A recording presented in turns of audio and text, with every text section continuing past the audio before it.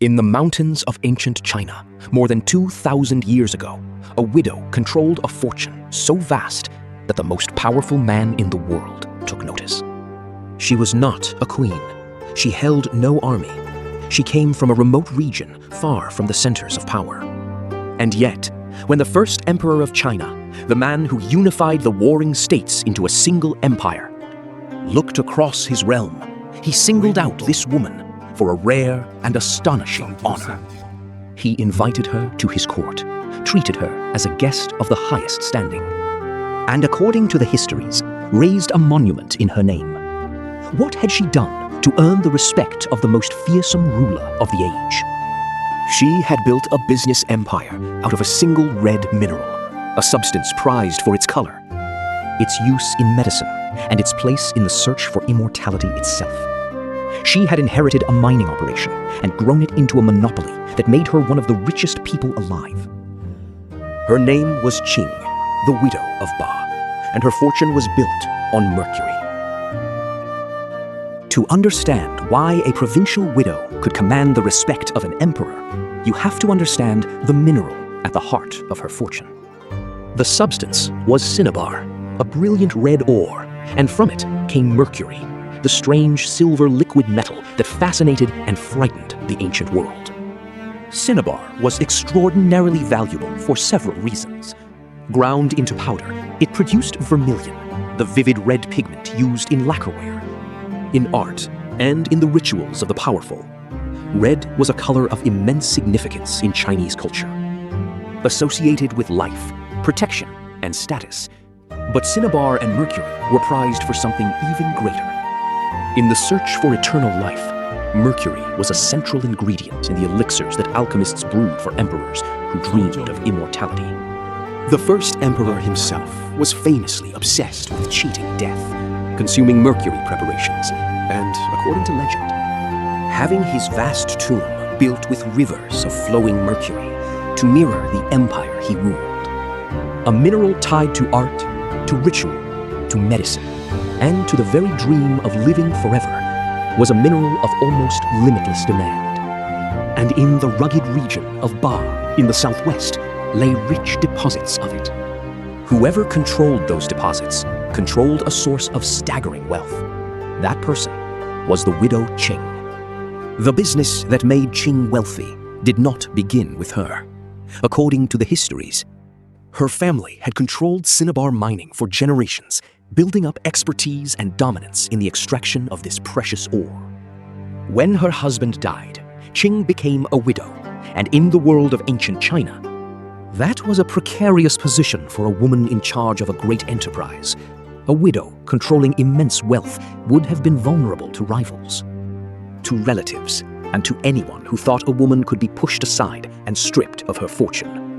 But Qing was not pushed aside. She took control of the family mining operation and ran it with formidable skill and determination.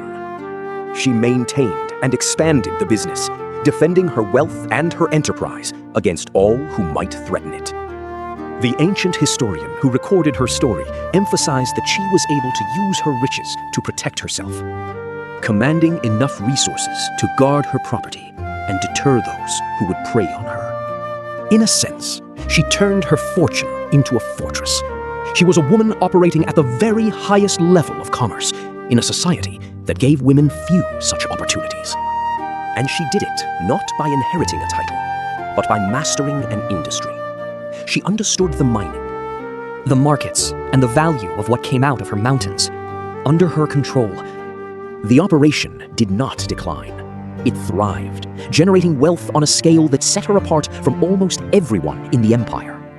She had taken a dangerous inheritance and made it unassailable. What made Qing so extraordinarily rich was not simply that she mined cinnabar, it was that she dominated its supply.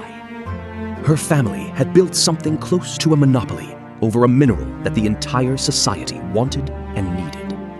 In any age, controlling the supply of a scarce and highly desired resource is one of the surest routes to immense wealth. Qing's mountains held the cinnabar. Her operation had the expertise to extract and process it. And the demand, from artisans, from ritual, from medicine, and from emperors chasing immortality, was effectively unlimited. This combination, scarce supply and insatiable demand, is the foundation of every great resource fortune in history. Qing sat at the choke point, controlling the flow of a substance that others could not easily obtain elsewhere. This gave her enormous pricing power and a stream of wealth that compounded over years. She was, in modern terms, the dominant producer in a critical commodity, and she defended that position fiercely. The ancient sources describe her wealth as truly vast, placing her among the wealthiest individuals of her time. It was the kind of position a modern resource magnate dreams of. Control not just of production, but of an entire market for something the world could not do without. And because that something was tied to the deepest desires of the powerful, including the desire to live forever. Her position was secure as long as she held the mountains. The most remarkable part of Qing's story is the recognition she received from the first emperor himself. This was the ruler who unified China, standardized its writing, its currency, and its laws, and built the foundations of the Great Wall. He was a figure of absolute and often ruthless power, feared across the known world. And yet, this emperor, who could command anything, chose to honor a provincial widow as a person of distinction. According to the great historian who recorded her life, the first emperor regarded Qing as a virtuous and admirable woman. He invited her to his court and treated her with the respect due to a guest of high rank. An extraordinary honor for a commoner, and almost unheard of for a woman in business. The histories record that he raised a terrace or monument in her honor, a permanent marker of imperial esteem. Think about what this meant. The most powerful man in the world, surrounded by nobles, generals, and ministers, singled out a businesswoman from a remote region and elevated her to a place of honor. Because of what she had built, some accounts suggest the emperor admired her ability to protect her chastity and her property through the power of her wealth, seeing in her a model of virtue and self-sufficiency. Others note the obvious practical truth. Qing controlled a strategic resource that the emperor, obsessed with Mercury and immortality, valued enormously. Whatever the precise reasons, the result was unmistakable. A woman who built a fortune in mining had earned the personal recognition of the founder of imperial China. We know about Qing today because of one of the greatest works of history ever written. The grand historian of ancient China, Sima Qian, compiled a monumental record of the people and events of his world. And within it, he devoted attention to the great merchants and wealth builders of the age. In that section on the men and women who grew rich through commerce and industry, Qing, the widow of Ba, appears as a notable example. Her inclusion is itself significant. In a culture that often ranked merchants below scholars and farmers in the official hierarchy of respect, the grand historian recognized that the creation of wealth was a force worth recording, and that those who mastered it deserved a place in history. Through his account, we learn the essentials of Qing's story, the cinnabar fortune, the inheritance she defended and grew, the immense wealth she commanded, and the honor she received from the first emperor. She stands alongside other great entrepreneurs in his record, merchants and industrialists who built fortunes through iron, trade, livestock, and minerals. But Qing is distinctive. A woman in a man's world, a provincial in an age of centralized power, who reached such heights that even the emperor took note. Without this ancient historian's decision to record the achievements of the wealthy, her remarkable story might have vanished entirely. Instead, more than 2,000 years later, we still speak her name. The story of Qing, across more than 2,000 years, carries lessons that resonate in any era of business. First, she understood the supreme value of controlling a scarce and essential resource. Her fortune did not come from clever marketing or fleeting trends. It came from owning the source of something the world wanted and could not easily get elsewhere. Whoever controls the supply of a critical commodity holds enormous power, and Qing held the cinnabar. The lesson is timeless. Position yourself at the choke point of something valuable and scarce, and wealth tends to follow. Second, Qing shows the importance of defending what you have built. As a widow controlling a fortune, she was a target, but she used her resources to protect her enterprise, turning her wealth into a shield. Building a fortune is one challenge. Keeping it against rivals and predators is another, and Qiang mastered both. Third, her life is a powerful reminder that talent and capability are not bound by gender or origin. In a society that gave women few paths to economic power, Qing rose to the very top of the commercial world through skill and determination, earning the respect of the most powerful man alive. And finally, Qing reveals a deep truth about wealth and power. The emperor, who commanded armies and ruled millions, still found reason to honor a businesswoman. Because she controlled something he valued. Economic power, the control of vital resources, commands respect, even from those who hold political and military might. Qing did not rule an empire, but she controlled something an empire wanted, and that made her one of the most powerful figures of her age. There is a haunting epilogue to Qing's story, one that ties her fortune directly to the most famous tomb in the world. The first emperor who honored her was consumed by his quest for immortality, and Mercury was at the center of that quest.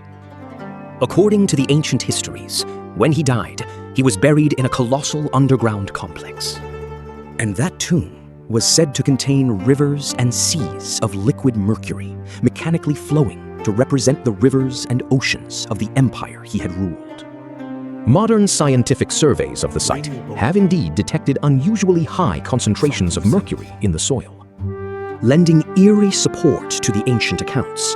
The mineral that made Qing rich was, quite possibly, connected to the very substance that filled the tomb of the emperor who admired her.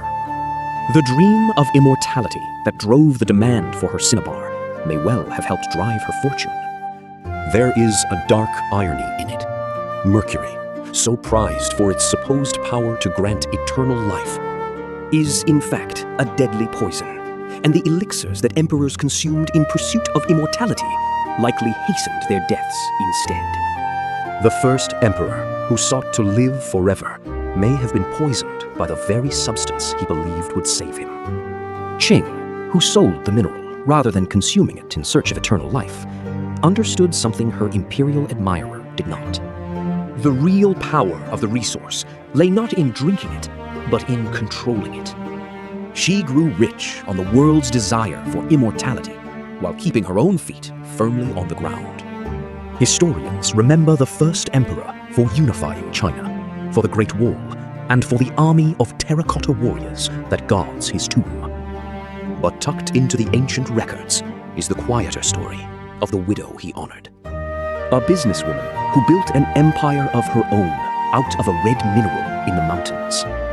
Qing held no throne and led no armies, yet through skill, determination, and command of a resource the world could not do without, she rose to a place of such distinction that the founder of Imperial China raised a monument in her name.